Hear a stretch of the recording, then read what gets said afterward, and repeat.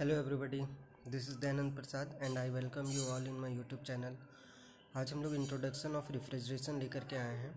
और introduction of refrigeration में refrigeration का कॉन्सेप्ट, वे ऑफ रेफ्रिजरेशन, क्या क्या इक्विपमेंट यूज़ होता है रेफ्रिजरेशन में वो, और इसमें हम लोग ये भी देखेंगे कि किस तरह से हम लोग ये रेफ्रिजरेशन का कैपेसिटी को पता करते हैं। जैसे टन ऑफ रेफ्रिजरेशन क्या होता है, COP ऑफ रेफ्रिजरेशन क्या होता है, इन सब चीज़ों के बारे में स्टडी करेंगे। तो स्टार्ट करते हैं introduction of refrigeration. Refrigeration is the science of producing and maintaining temperature below that of the surrounding atmosphere. इसका कहना ये है कि रेफ्रिजरेशन एक साइंस है जो क्या करता है कि टम्परेचर को मेंटेन करता है below that of surrounding atmosphere, कि सराउंडिंग एटमॉस्फेयर का जो टम्परेचर है उससे कम टम्परेचर रहता है किसका, वो जो सिस्टम है उसका। रेफ्रिजरेशन एक ऐसा साइंस है जो हम लोग को क्या बताता है कि ये मेंटेन रखता है किसी भी सिस्टम के टम्परेचर को एटमॉस्फेरिक टम्परेचर से कम टम्परेचर। ठीक है, सराउंडिंग में जो एटमॉस्फेयर है उसका टम्परेचर से कम टम्परेचर मेंटेन करने के लिए मदद करता है। इसको हम लोग रेफ्रिजरेशन कहते हैं। This means the removing of heat from the substance to be cooled. इसका मतलब ये है कि जिस सिस्टम को हमको ठंडा करना है, जिस सिस्टम को हमको ठंडा करना है उससे हम लोग हीट एक्सट्रैक्ट करेंगे।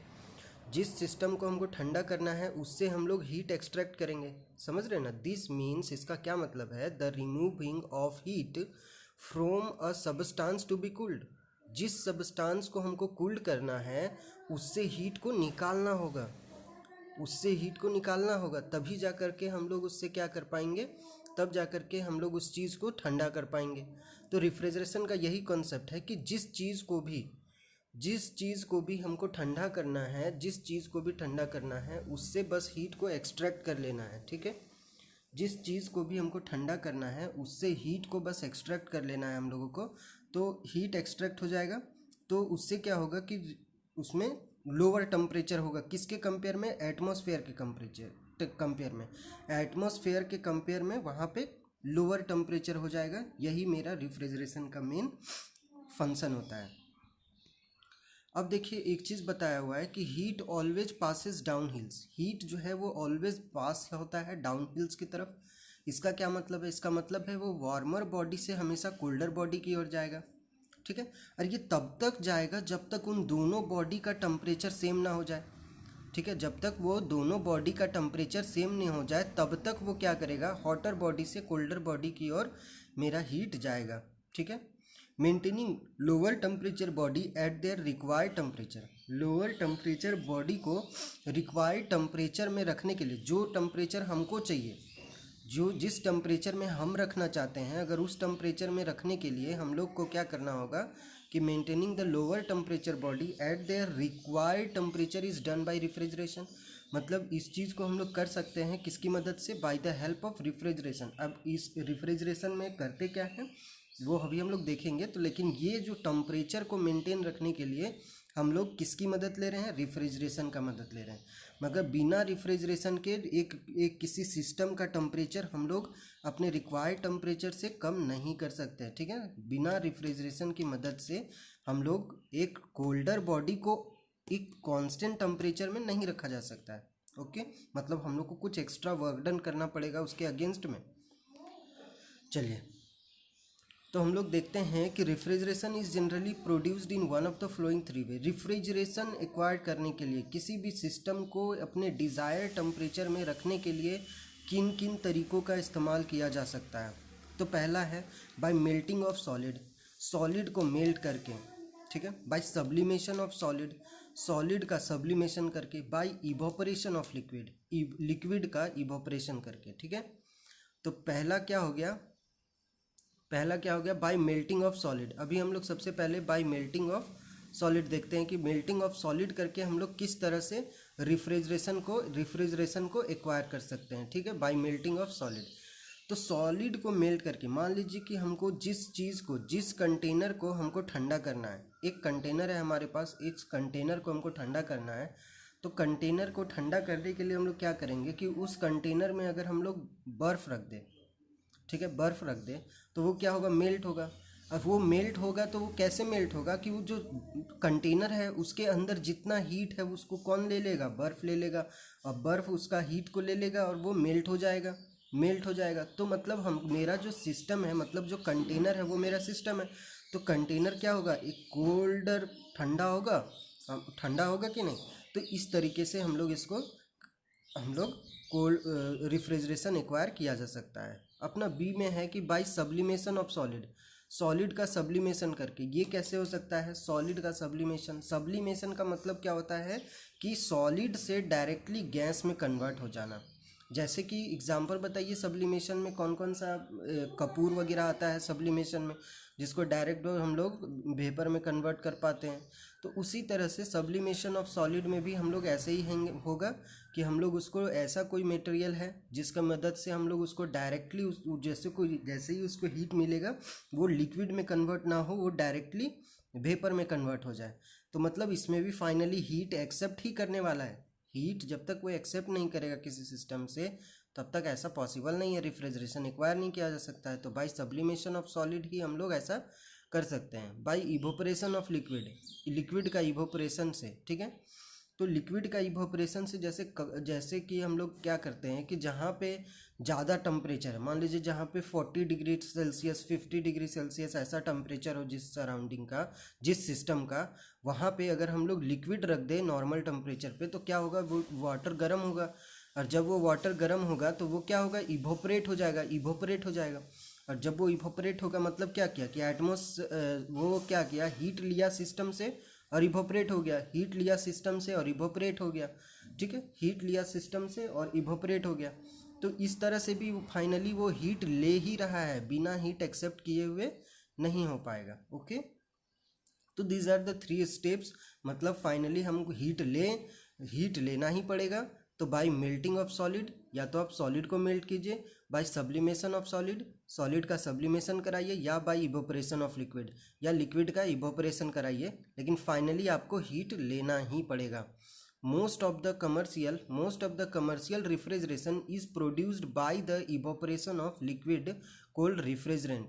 जितना भी कमर्शियल रेफ्रिजरेशन होता है वो generally produced by evaporation of liquid, liquid का इवोपरेशन करा करके ही हम लोग रेफ्रिजरेशन एक्वायर करते हैं। मतलब इसमें कौन सा प्रोसेस का इस्तेमाल कर रहे हैं, इवोपरेशन ऑफ लिक्विड, थर्ड वाले का, कमर्शियल जितना भी है तो इवोपरेशन ऑफ लिक्विड वाला करा करके हम लोग ज़्यादातर कमर्शियल रेफ्रिजरेशन मतलब एक ऐसा रेफ्रिजरेटिंग सिस्टम जिसका इस्तेमाल हम लोग कोई भी बिजनेस पर्पस के लिए कर रहे हैं, तो उसको हम लोग बोलेंगे कमर्शियल रेफ्रिजरेशन। तो most of the commercial refrigeration is produced by the evaporation of liquid, जिसको हम लोग रेफ्रिजरेंट कहते हैं। ओके, ठीक है। Mechanical refrigeration depend upon the evaporation of liquid refrigerant and it's circuit includes the equipment naming. क्या बोल रहा है कि mechanical refrigeration depend upon the evaporation of liquid refrigerant. Mechanical refrigeration depend upon the, ये किस पर, मैकेनिकल रेफ्रिजरेशन किस पर डिपेंड है, depend upon the evaporation of liquid refrigerant, कि लिक्विड रेफ्रिजरेंट किस तरह से इवोपरेट हो रहा है, इवोपरेशन का रेट क्या है, उस पर डिपेंड कर रहा है। And it's circuit include the equipments naming, और उसमें जो सर्किट का इस्तेमाल किया गया है उन सब चीज़ों पे वो डिपेंड करेगा मैकेनिकल रेफ्रिजरेशन, ठीक है। Depend upon evaporation of liquid refrigerant and it's circuit includes the equipments naming, जिसका सर्किट में क्या कौन कौन सा इक्विपमेंट इस्तेमाल किया गया है उन सब चीज़ों पे डिपेंड करेगा। और कितना रेट ऑफ इवोपरेशन है, कि इवोपरेशन कितना तेज से हो रहा है, कितना तेजी से इवोपरेट हो रहा है मेरा लिक्विड, इस पर डिपेंड करेगा। ओके, इस पर डिपेंड करेगा। तो पहला जो इक्विपमेंट हम लोग यूज़ करेंगे वो होगा इवोपरेटर, दूसरा कंप्रेसर, तीसरा कंडेंसर और एक्सपेंशन बल्ब। चारों का फंक्शन पता है, इवोपरेटर, कंप्रेसर, कंडेंसर और एक्सपेंशन बल्ब। तो इसका हम लोग जब इसका डायग्राम देखेंगे पूरी तरह से समझ में आएगा, लेकिन अभी बस इतना जानिए कि इसमें 4 प्रोसेस होता है। और आप लोग तो पढ़े होंगे 5th सेम में, रेफ्रिजरेशन चैप्टर था उसमें हम लोग पढ़े ही हैं। तो अभी तो रेफ्रिजरेशन ये सब्जेक्ट बन गया है, तो काफ़ी डीपली जाना है हम लोगों को। तो ठीक है, तो स्टार्टिंग में चार इक्विपमेंट है, evaporator, compressor, condenser and expansion bulb. ये चार है जिसका इस्तेमाल हम लोग करते हैं, ठीक है, जिसका इस्तेमाल हम लोग करते हैं। उसके बाद इंपॉर्टेंट रेफ्रिजरेशन एप्लीकेशन की हम लोग रेफ्रिजरेशन का इस्तेमाल कहाँ कहाँ करते हैं, ठीक है, इंपॉर्टेंट रेफ्रिजरेशन एप्लीकेशन कहाँ कहाँ इसका यूज़ करते हैं। तो पहला हो गया आइस मेकिंग, बर्फ़ बनाने में, ठीक है, आइस मेकिंग। दूसरा हो गया transportation of food above and below freezing, कि फूड का ट्रांसपोर्टेशन करने के लिए, फूड को एक जगह से दूसरा जगह में भेजने के लिए, है ना। बिलो एंड एबव फ्रीजिंग मतलब उसको लोअर टेम्परेचर से कम में भी रखा जा सकता है, लोअर टेम्परेचर से एटमॉस्फेरिक टेम्परेचर से कम में भी, और एटमॉस्फेरिक टेम्परेचर से ज़्यादा में भी। तो transportation of food above and below freezing, कि फूड का ट्रांसपोर्टेशन होगा एबव एंड बिलो फ्रीजिंग, ठीक है। उसके बाद हो गया थर्ड में इंडस्ट्रियल एयर कंडीशनिंग, जो इंडस्ट्री में, उद्योग में, इंडस्ट्री में जो एसी का इस्तेमाल होता है, एयर कंडीशनिंग। जैसे कि आप लोग देखे होंगे किसी भी इंडस्ट्री में, ये हम लोग नॉर्मल एसी यूज़ जल्दी नहीं करते, उसमें जो होता है कि लार्ज स्केल में हम लोग को एयर कंडीशनिंग का ज़रूरत पड़ता है, जिसमें हम लोग मतलब सेंट्रल एसी का इस्तेमाल करते हैं, ठीक है, सेंट्रल एयर कंडीशनिंग का इस्तेमाल करते हैं। वो हम लोग देखेंगे, पूरा फुल डिटेल में जानेंगे कि किस तरह से सेंट्रल एयर कंडीशनिंग हम लोग हैबैक जैसा एक पूरा डिटेल में जानेंगे। Industrial air conditioning, central air conditioning किस तरह से हम लोग काम करता है, बिल्कुल सेम ऐसे ही है, बस उसमें लार्ज स्केल में होता है। एयर को ठंडा करके एयर का उस कूल एयर को, चिल्ड एयर का सप्लाई हम लोग करते हैं, जिस चीज़ को हम लोग को ठंडा रखना होता है, जिस रूम को या जिस सिस्टम को हमको ठंडा करना होता है, उसमें क्या करते हैं कि एयर लेते हैं एटमॉस्फेयर से, उसको चिल्ड करके उसको सप्लाई कर देते हैं जहाँ पे हम लोग को ठंडा करना है, जिस जगह को। अब चलिए कंफर्ट एयर कंडीशनिंग जो अपना एक छोटा सा सिस्टम को ठंडा करने के लिए, जो नॉर्मल एसी हम लोग देखते हैं आसपास में दिखता ही है, तो वो सब कंफर्ट एयर कंडीशनिंग में आता है, ठीक है। कंफर्ट एयर जैसे वोल्टास वगैरह का आपको एयर कंडीशनिंग दिखेगा, वो सब कंफर्ट एयर कंडीशनिंग में आएगा। केमिकल एंड रिलेटेड इंडस्ट्री जहाँ दवाइयाँ वगैरह का या फिर कोई केमिकल्स वगैरह का, जिसको एक नॉर्मल टेम्परेचर से कम टेम्परेचर में रखा जाता है। बहुत सारा वैक्सीन है, मेडिकल्स है, दवाई है, जिसमें लिखा हुआ रहता है कि इसको इस 25 डिग्री सेल्सियस से ऊपर में नहीं रखना है। तो इन सब चीज़ों के लिए हम लोग रेफ्रिजरेशन यूज़ करते हैं। मेडिकल एंड सर्जिकल एड्स में है ना, तो इसमें हम लोग वही हॉस्पिटल्स वगैरह में आपको देखने के लिए मिलेगा कि बहुत सारा इक्विपमेंट है जो कि बिल्कुल एसी में रखा जाता है, पूरा रूम उसका एक स्टैंडर्ड टेम्परेचर में रखा जाता है। उससे अगर ऊपर हो जाएगा तो वो इक्विपमेंट अच्छा काम नहीं करेगा, है ना, ऐसा भी हो सकता है। तो the processing of food produced and beverage, जो भी बीवरेज होता है जैसे कि कोल्ड ड्रिंक हो गया, कोका कोला, थम्स अप, है ना, माजा, ये सब चीज़ को बीवरेज इंडस्ट्री में भी रेफ्रिजरेशन का इस्तेमाल किया जाता है, उसको ठंडा किया जाता है ताकि वो जल्दी ख़राब ना हो। प्रोसेसिंग ऑफ फूड प्रोडक्ट, बहुत सारा फूड प्रोडक्ट है, आइसक्रीम है, उन सब चीज़ों में भी इसका इस्तेमाल किया जाता है। Wild refinery and synthetic rubber में भी इसका इस्तेमाल होता है, रबर मैन्युफैक्चरिंग में, ठीक है, रबर मैन्युफैक्चरिंग में इस्तेमाल होता है। 9th में है कि manufacturing and treatment of metal, manufacturing और ट्रीटमेंट ऑफ मेटल का ट्रीटमेंट करने के लिए और इसका मैन्युफैक्चरिंग करने के लिए भी हम लोग रेफ्रिजरेशन का इस्तेमाल करते हैं। फ्रीजिंग फूड प्रोडक्ट को फ्रीज करने के लिए, जो कि सामान जो ख़राब हो जाए उन सब चीज़ों को हम लोग फ्रीज में डाल देते हैं ताकि वो जल्दी ख़राब ना हो। तो फूड प्रोडक्ट में भी इसका इस्तेमाल हम लोग करते हैं, फ्रीजिंग फूड प्रोडक्ट, घर में डोमेस्टिक पर्पस के लिए। तो ये सारा हो गया एप्लीकेशन, बहुत सारा एप्लीकेशन है, लिखना चाहें तो आप आराम से लिख सकते हैं, ठीक है। और मैं बता दे रहा हूँ कि आप भी नोट्स बनाना स्टार्ट कर दें, जैसे कि वीडियो चल रहा है आप धीरे धीरे नोट्स बनाते चले जाएं, ठीक है। या नहीं तो एक बार कंप्लीट वीडियो देख ले, दोबारा में वीडियो चलाएं और फिर जा कर के नोट्स लिखें, तो इससे और ज़्यादा क्लियर क्रिस्टल आपको समझ में आएगा। और अगर ऐसा भी हो सकता है तो एक बार वीडियो देख लीजिए, फिर अपना लैंग्वेज में लिखिए नोट्स, लेकिन नोट्स लिखना ज़रूरी है सेमेस्टर के लिए, ओके, ठीक है। जब इसका न्यूमेरिकल पार्ट आएगा तो वो सब भी कॉम्पिटिटिव एग्ज़ाम के लिए इम्पॉर्टेंट होता है, रेफ्रिजरेशन से भी एग्ज़ाम में पूछा जाता है। अगर आप टाटा का एग्ज़ाम देंगे तो उसमें भी आपको रेफ्रिजरेशन से एक आध क्वेश्चन मिल सकता है, ठीक है। तो हम लोग देखते हैं एलिमेंट ऑफ रेफ्रिजरेशन सिस्टम, कि रेफ्रिजरेशन सिस्टम में कौन कौन सा एलिमेंट यूज़ होता है, ठीक है। element used in refrigeration system. All refrigeration system must include at least 4 basic unit as given below. Her refrigeration system में 4 बेसिक यूनिट तो आपको मिलेगा ही मिलेगा, ठीक है। 4 बेसिक यूनिट, जैसे कि अभी हम लोग ऊपर देखे थे कि 4 इक्विपमेंट हम लोग यूज़ कर रहे हैं। क्या क्या था बताइए, याद कीजिए। इवोपरेटर था, कंप्रेसर था, कंडेंसर था और एक एक्सपेंशन बल्ब था। यही चार था। तो यही 4 इक्विपमेंट है। उसी चीज़ को हम लोग यहाँ पे देखेंगे थोड़ा सा डीपली में, कि जैसे 4 बेसिक यूनिट हम लोग को चाहिए होता है। उसमें पहला यूनिट क्या है, तो पहला है कि a low temperature thermal sink to which heat will flow from the space to be cooled. A low temperature thermal sink to which heat will flow from the space to be cooled, ठीक है।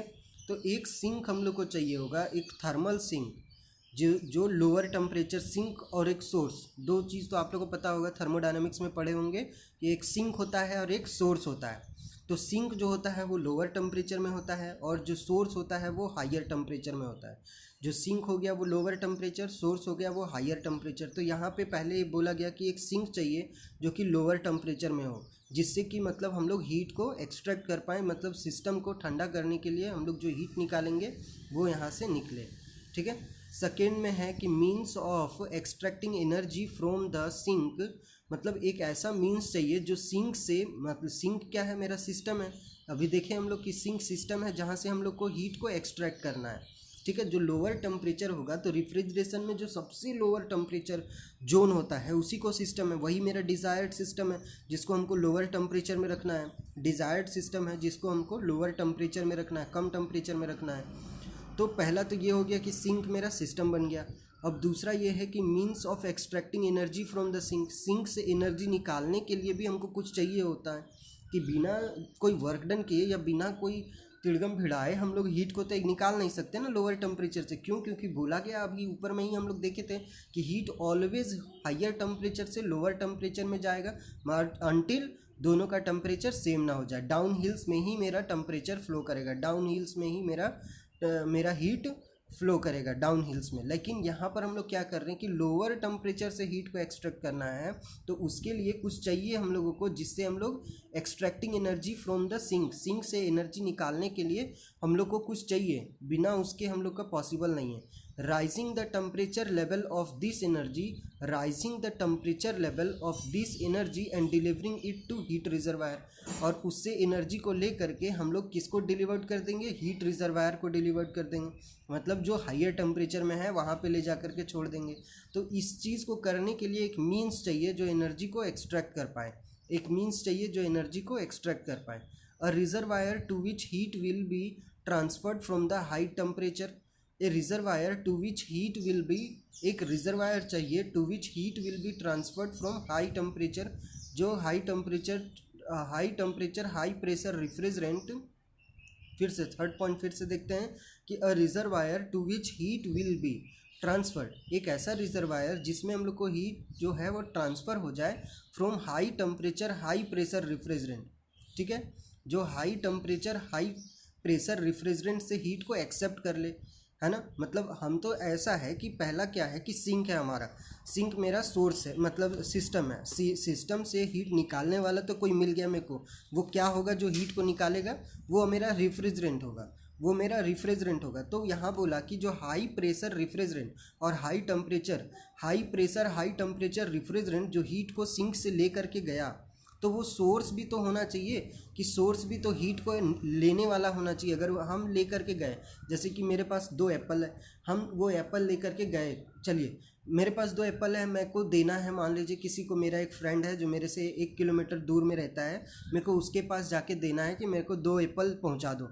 तो मैंने क्या किया कि चलो मेरा एक और फ्रेंड है, मैंने उसको बोला कि लो मेरा 2 एप्पल है, उसको जा करके पहुंचा दो। ये पहुंचाने तो गया, लेकिन वो जो मेरा 1 किलोमीटर डिस्टेंस में जो मेरा एक फ्रेंड है वो उस 2 एप्पल को एक्सेप्ट करता है या नहीं, वो तो डिपेंड करेगा ना। तो 3 चीज़ यहाँ हो गया।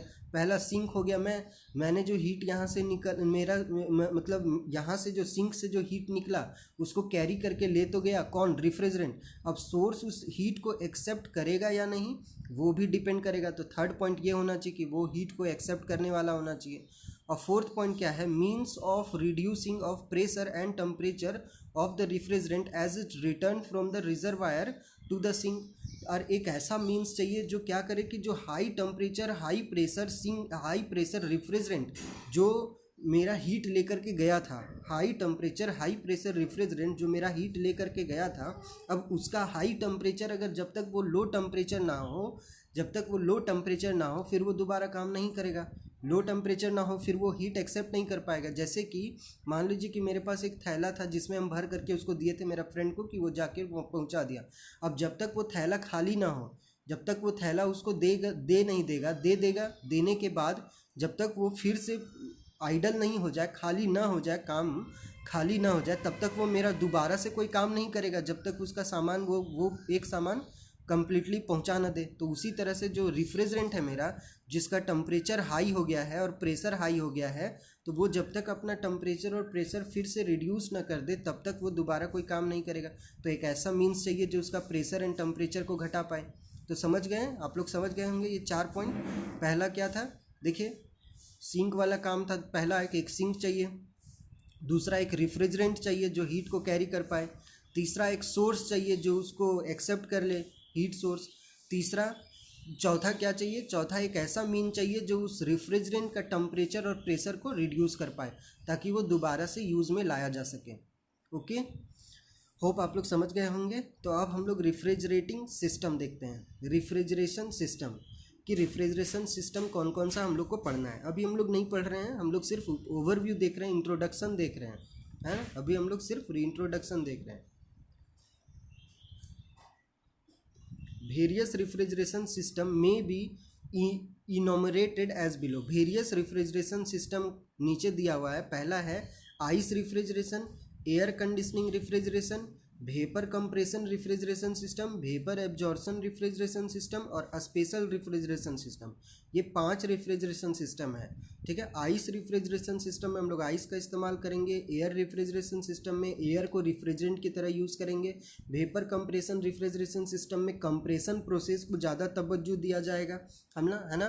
फिर वेपर एब्जॉर्प्शन सिस्टम में एब्जॉर्प्शन प्रोसेस को ज़्यादा तवज्जो दिया जाएगा। वो सब हम लोग देखेंगे डिटेल में, एक एक करके पढ़ते जाएंगे। पूरा यूनिट ही, पूरा चैप्टर ही है, चैप्टर मतलब पूरा सब्जेक्ट ही है हम लोगों का रेफ्रिजरेशन यहाँ पे।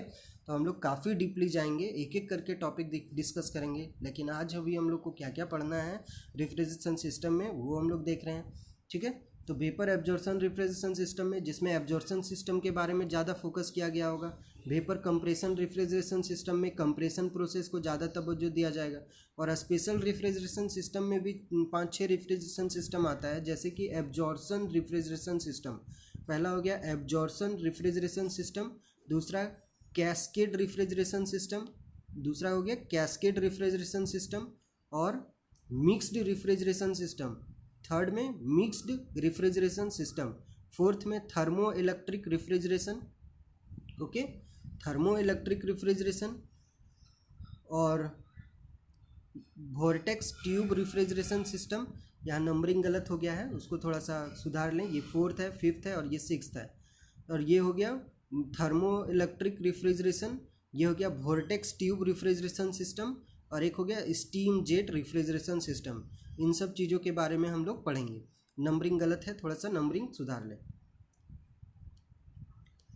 अब हम लोग देखते हैं coefficient of refrigeration. Coefficient of refrigeration जिसको हम लोग सीओपी ऑफ रेफ्रिजरेशन कहते हैं। सीओपी ऑफ रेफ्रिजरेशन बहुत ही इंपॉर्टेंट टॉपिक है, इसको समझना बहुत ज़रूरी है कि सीओपी ऑफ रेफ्रिजरेशन कैसे हम लोग निकालेंगे, कोएफिशिएंट ऑफ रेफ्रिजरेशन कहते किसको हैं, ओके। तो the performance of refrigeration system is expressed, the performance of refrigeration system is expressed by a term known as coefficient of performance. The performance of refrigeration system is expressed by a term known as coefficient of performance। जो performance है refrigeration system का उसको expressed किया जाता है, मतलब कितना अच्छा परफॉर्मेंस दे रहा है रेफ्रिजरेशन सिस्टम, किस तरह का परफॉर्मेंस दे रहा है रेफ्रिजरेशन सिस्टम उसको हम लोग expressed in term known as coefficient of refrigeration, उसको हम लोग एक्सप्रेस्ड करते हैं किस टर्म में, COP of refrigeration, coefficient of refrigeration. और उसका मतलब क्या होता है, तो which is defined as, COP of refrigeration या coefficient of refrigeration is defined as the ratio of heat absorbed by the refrigerant while passing through the evaporator to the work input required to compress the refrigerant in the compressor. समझ में आया कि coefficient of performance जो है, coefficient of performance ये क्या होता है? It is the ratio. ये क्या है? रेशियो है किसके बीच में? तो it is the ratio of refrigerant, मतलब कितना हीट रिफ्रिजरेंट एक्सेप्ट किया. Ratio of heat absorb by the refrigerant. जैसे मेरा जो सोर्स है, सोर्स से हीट को लेगा कौन? रिफ्रिजरेंट हीट को लेगा. तो जितना हीट लिया उसको हम लोग बोलेंगे रिफ्रिजरेटिंग इफेक्ट. जितना हीट वो रिफ्रिजरेंट मेरा लेगा, एक्सेप्ट करेगा, जितना एब्जॉर्ब करेगा हीट, कहाँ से? सोर्स से. जितना हीट एब्जॉर्ब करेगा उसको हम लोग क्या बोलेंगे? उसको हम लोग बोलेंगे रिफ्रिजरेटिंग इफेक्ट, है ना? उसको बोलेंगे रिफ्रिजरेटिंग इफेक्ट. तो ये बोल रहा है कि हीट जो एब्जॉर्ब कर रहा है by the refrigerant while passing through the evaporator, evaporator से पास होने टाइम में जितना हीट वो एक्सेप्ट करेगा, ठीक है, to the work input required to compress the refrigerant to the compressor. Two by में रेशियो में क्या होगा? ऊपर में तो रिफ्रिजरेटिंग इफेक्ट हो गया, ठीक है, जितना हीट वो एब्जॉर्ब करेगा. नीचे में बाई में क्या होगा? तो बाई में होगा कि जितना कंप्रेस करने के लिए, किसको? रिफ्रिजरेंट को. क्योंकि रिफ्रिजरेंट को जब तक हम लोग कंप्रेस नहीं करेंगे कंप्रेसर की मदद से, तब तक वो हीट को एक्सेप्ट नहीं कर पाएगा. तो उसको हम लोग डिटेल में जानेंगे जब इसका साइकिल जब पूरा पढ़ेंगे, तब पता चलेगा कि आखिर कंप्रेस क्यों कर रहे हैं, है ना? तो कंप्रेस क्यों कर रहे हैं? ताकि वो हाई प्रेशर का बन जाए, हाई प्रेशर का बन जाए. जब तक वो रिफ्रिजरेंट मेरा हाई प्रेशर का नहीं बनेगा, उसका बॉइलिंग पॉइंट जो होगा वो, मतलब हम लोग को कम करना है ना. तो हाई प्रेशर होगा तो वो जल्दी से हीट को एक्सेप्ट कर लेगा. हाई प्रेशर होगा तो हीट एक्सेप्टिंग पावर बढ़ जाएगा. हाई प्रेशर में हीट एक्सेप्टिंग पावर बढ़ जाएगा. वो सब अभी हम लोग देखेंगे डिटेल में. तो रिफ्रिजरेंट को हम लोग को कंप्रेस करना होगा, तो कंप्रेस करने के लिए कुछ काम करना पड़ेगा. तो ऊपर में जो रिफ्रिजरेटिंग इफेक्ट है, जितना हीट उसने एक्सेप्ट किया, और बाई में जितना वर्क डन करेंगे, ठीक है. तो उसको देखते हैं. In short it is the ratio between the heat extracted and work done. और इन शॉर्ट हम लोग कह सकते हैं कि COP ऑफ रिफ्रिजरेशन रेशियो है heat extracted by work done का. Heat extracted by work done का रेशियो है. Okay, heat extracted by work done का रेशियो है. जैसे if Rn is the net refrigerating effect, and W is the work required to compress the refrigerant. Rn क्या है? Net refrigerating effect हो गया, और W क्या हो गया? Work required to compress the refrigerant. ये इतना काम हमको करना पड़ेगा रिफ्रिजरेंट को कंप्रेस करने के लिए, रिफ्रिजरेंट को कंप्रेस करने के लिए, वो W वर्क डन. तो COP बराबर क्या हो गया? रिफ्रिजरेटिंग इफेक्ट Rn बाई में वर्क डन, ठीक है. ऊपर में हो गया refrigerating effect Rn by work done, ठीक है. और एक और फॉर्मूला दिया गया है रिलेटिव COP का. Relative COP is equal to actual COP by में थ्योरेटिकल COP, ओके. तो relative COP is equal to actual COP by theoretical COP. अब देखते हैं standard rating of refrigeration machine, कि standard rating of refrigeration machine, कि refrigeration machine का rating कैसे करते हैं. जैसे हम लोग एक बल्ब लेने जाते हैं, तो बल्ब लेने टाइम क्या बोलते हैं? 100 वाट का बल्ब दो, है ना? बोलते हैं ना 100 वाट का बल्ब दो, उसका कैपेसिटी बताते हैं. तो उसी तरह स्टैंडर्ड रेटिंग, रिफ्रिजरेशन का रेटिंग कैसे करते हैं, तो वो सब चीज़ अभी हम लोग देखते हैं. The rating of refrigeration machine is given by the unit of refrigeration known as a standard commercial ton of refrigeration, ठीक है. इसका जो रेटिंग होता है उसको हम लोग बोलते हैं ton of refrigeration. Ton, TONNE, ton of refrigeration, ठीक है. TONNE, ton of refrigeration. ये होता है उसका रेटिंग ऑफ रिफ्रिजरेशन. कि हम लोग रिफ्रिजरेशन लेने जाएंगे तो उसको क्या बोलेंगे? 1 टन का रिफ्रिजरेशन दिखाओ, 2 टन का रिफ्रिजरेशन दिखाओ. उसका कैपेसिटी है. जैसे हम लोग 100 वाट का बल्ब लेंगे, कोई 100 वाट का बल्ब को पसंद नहीं कर रहा, कोई ज़्यादा वाट का बल्ब पसंद कर रहा है, तो ज़्यादा वाट का बल्ब पसंद लेगा. तो उसी तरह से हम लोग रिफ्रिजरेशन लेने जाएंगे तो हम लोग टन ऑफ रिफ्रिजरेशन बोलेंगे. क्या बोलेंगे? Ton of refrigeration. लेकिन टन का स्पेलिंग पर ध्यान दीजिएगा, TONNE, टन होना चाहिए. अब जो है टन ऑफ रिफ्रिजरेशन को डिफाइन कैसे किया? तो which is defined as the Ton of refrigeration is defined as the refrigerating effect produced by the melting of 1 ton of ice from and at 0 degree Celsius in 24 hour. Okay कि मान लो कि मेरे पास 1 ton मतलब 1000 kg, 1 ton का मतलब क्या है 1000 kilo. तो अगर मेरे पास 1000 किलो आइस है ना, 1000 kg आइस है मेरे पास, तो 1000 kg आइस को मेल्ट करने में, which is defined as the refrigerating effect produced by the melting of 1 ton of ice. अभी हम लोग बताए थे ना कि किसी सिस्टम को ठंडा करने के लिए हम लोग बर्फ़ को मेल्ट कराएंगे तो भी वो हीट को एक्सेप्ट करेगा। तो यहाँ पे बोला कि 1000 kg बर्फ़ को अगर हम लोग पिघलाएंगे, मेल्ट कराएंगे, तो वो हीट एक्सेप्ट करेगा, और जितना हीट एक्सेप्ट करेगा उसी को हम लोग क्या बोलेंगे, रिफ्रिजरेटिंग इफेक्ट, उसी को हम लोग रिफ्रिजरेटिंग इफेक्ट बोलेंगे। तो जितना रिफ्रिजरेटिंग इफेक्ट प्रोड्यूस करेगा 1 टन ऑफ आइस को मेल्ट होने में, जबकि आइस कितना टेम्परेचर पर है, 0 डिग्री सेल्सियस पर, बर्फ़ जो है वो 0 डिग्री सेल्सियस पर होना चाहिए, तब वो 24 घंटा में जितना हीट को एक्सेप्ट करेगा, 24 घंटा में जितना हीट को एक्सेप्ट करेगा उसको हम लोग 1 टन ऑफ आइस कहेंगे। क्या कहेंगे, 1 टन ऑफ आइस कहेंगे। समझ में आया? तो 1000 kg आइस को पिघलाने से जितना हीट वो एक्सेप्ट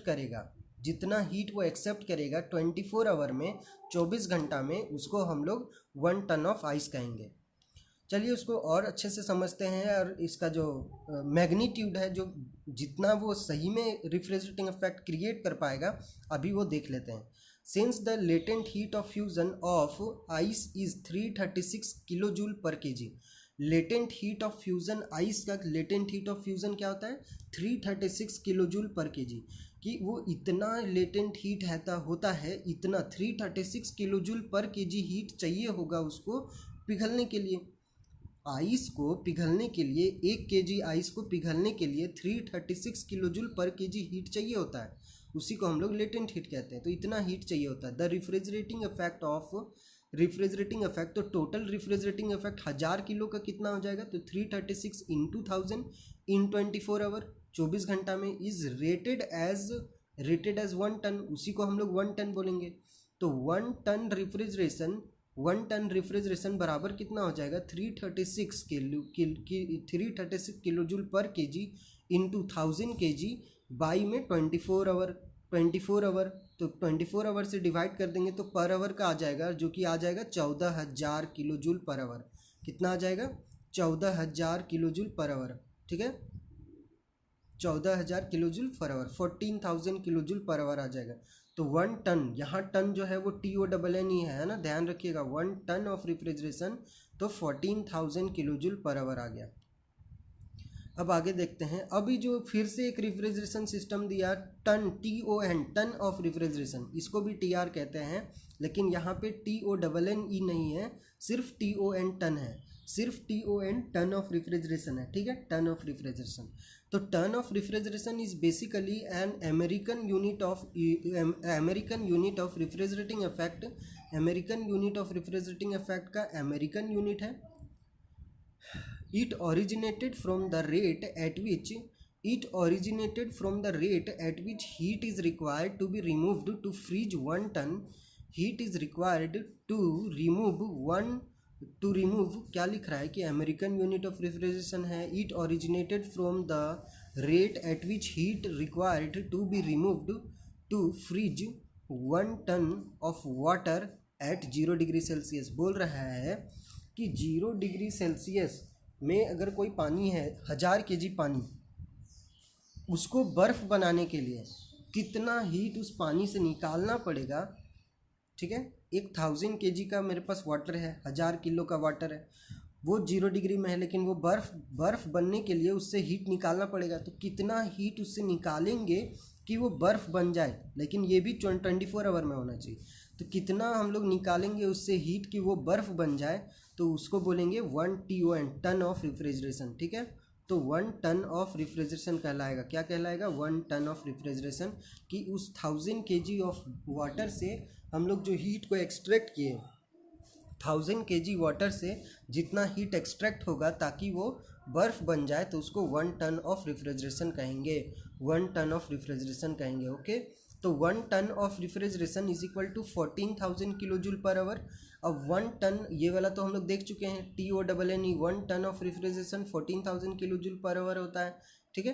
अब दोनों में रिलेशन दिया, TON टन में और TONNE टन में रिलेशन दिया कि 1 ton TON ton 1 ton is equal to 0.9 ton TONNE ton, ठीक है। तो मतलब 1 ton is equal to 0.9 ton. मतलब कौन बड़ा होगा, 1 टन बड़ा होगा या फिर 1 टन बड़ा होगा, कौन सा, छोटा वाला टन बड़ा होगा कि बड़ा वाला टन बड़ा होगा। तो बड़ा वाला टन बड़ा होगा और छोटा वाला टन छोटा होगा, क्योंकि 0.9 मल्टीप्लाई है। अगर 1 से बड़ा होता मल्टीप्लाई, 0.9 की जगह में 1 पॉइंट समथिंग होता, तब मेरा छोटा वाला टन बड़ा होता। लेकिन छोटा वाला टन छोटा होगा क्योंकि 0.9 है, 1 से छोटा मल्टीप्लाई किया गया है कांस्टेंट, तो वो क्या होगा, छोटा वैल्यू देगा। तो 1 टन कितना वैल्यू देगा, तो 0.9 इंटू 1 टन के बराबर यहाँ 14,000 पुट कर दो तो कितना आ जाएगा, 12,600 किलो जूल पर आवर।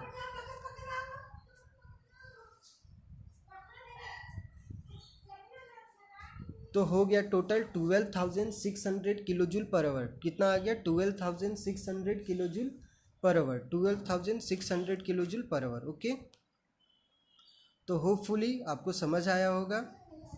इतना तक आज रहने देते हैं। नोट्स बनाइए और पूरा रिवाइज कर लीजिए। काफ़ी अच्छा कॉन्सेप्ट आज लेके आया है, तो पूरा कॉन्सेप्ट को समझिए। और नोट्स बनाना बहुत ज़रूरी है क्योंकि ये सब रिपीट होगा नहीं। तो अगर नोट्स नहीं बना रहे हैं तो फिर से वीडियो देखिए और नोट्स बनाइए। Thank you, have a nice day. मिलते हैं फिर अगली वीडियो में।